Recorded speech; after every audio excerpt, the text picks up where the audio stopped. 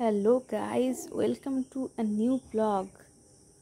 দেখো গাইস, এই পিজিয়নরা চাল খাচ্ছে। দেখো, ভয় পাচ্ছে আর খাচ্ছে।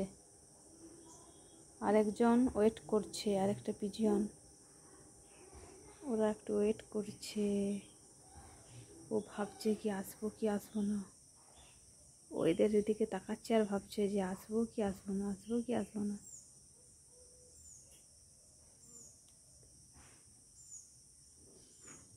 এদের খাওয়া হয়ে গেল, কিন্তু ও এখনো আসছে না। আর এদের নিজেদের মধ্যেই একটা কথা বলছে।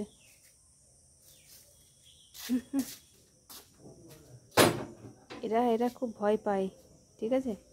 এরা ভাবছে যে মানুষ সবসময় আমাদেরকে ধরতেই আসছে। এরা খুব ভয় পায়, আর এরা মানুষকে খুব ভালোবাসে, তাও আসছে, খুব ভালো ব্যাপার।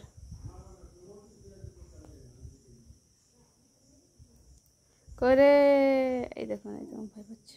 ঠিক আছে ঠিক আছে, খাও খাও খাও। কেউ বদমাইশ, কেউ কেউ ডিস্টার্ব করবে না। খাও খাও খাও খাও খাও।